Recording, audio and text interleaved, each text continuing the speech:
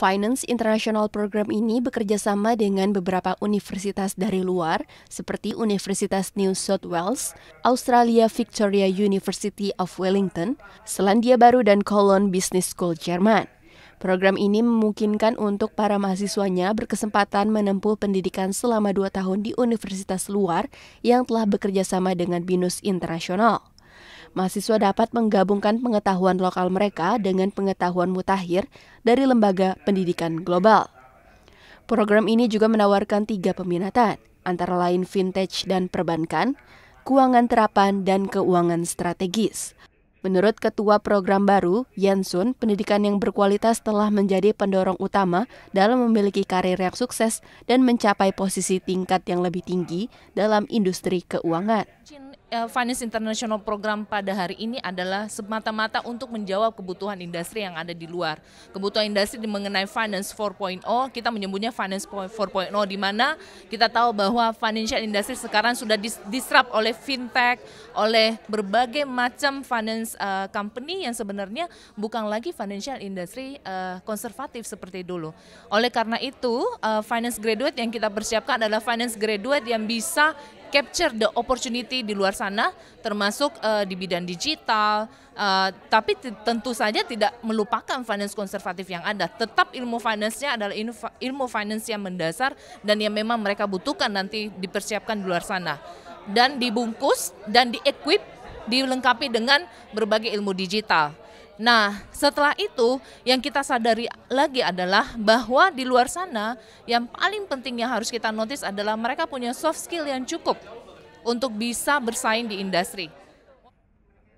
Pengenalan program ini juga ditandai dengan simbolisasi pengguntingan pita yang dihadiri oleh beberapa perwakilan, mulai dari wakil rektor, dekan, ketua jurusan, hingga tamu undangan.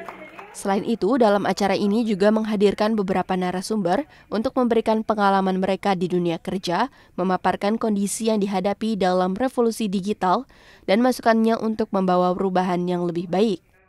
Saya merasa tantangan yang paling besar itu adalah bagaimana mendesain kurikulum yang dapat memperpadukan perkembangan dari hard skill dan juga soft skill.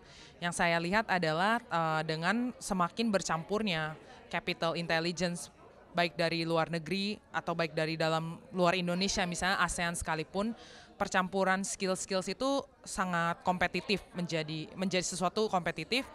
Jadi hard skill itu tetap sangat penting, tetapi soft skill itu juga adalah salah satu bagian yang kurikulum Indonesia itu belum terlalu banyak expose. Sehingga dengan cepatnya globalisasi, ini sangat penting bahwa pendidikan itu mampu untuk membantu mahasiswa agar mendapatkan dua-duanya secara seimbang.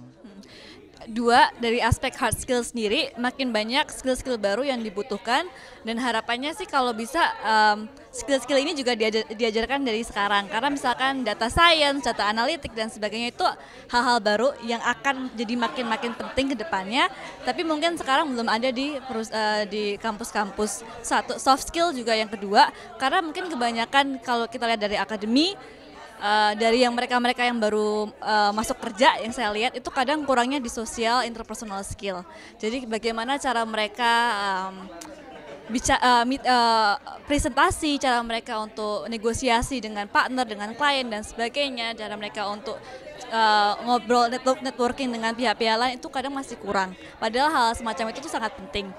Jadi dua itu sih, kalau misalkan itu bisa diimprove akan jauh lebih baik lagi untuk nge-bridge the gap antara yang sekarang dengan industri ke depannya. Tiono Gani selaku Executive Director of Financial Innovative Group dari Otoritas Jasa Keuangan menambahkan bahwa institusi pendidikan tinggi di Indonesia harus selalu tetap relevan dengan perkembangan saat ini di pasar kerja dan meningkatkan partisipasi aktif dan kolaborasi mereka dengan para regulator dan industri.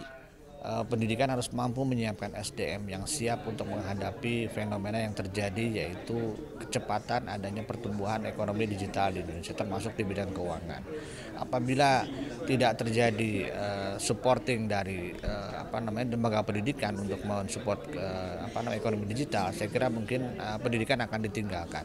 Dan terus terang saja ada risiko terbesar dari ekonomi yang tidak dipasok oleh SDM yang cukup, pasti dia akan mengimpor SDM dari luar negeri. Atau bahkan mungkin worst come to worst adalah bahkan terjadi kekosongan di dalam perekonomian, sehingga kita tidak akan mengalami sebuah secara teori ekonomi digambarkan sebagai efisiensi ekonomi. Sehingga kalau tidak dipasok pasti akan ada idle dan akhirnya terjadi pemborosan di ekonomi yang akan dirugikan adalah seluruh masyarakat Indonesia. Saya kira peranan dari pemasokan talent digital oleh university menjadi sebuah hal yang sangat-sangat penting untuk mewujudkan cita-cita ekonomi yang lebih efisien, lebih high tech dan juga memberikan manfaat bagi masyarakat banyak.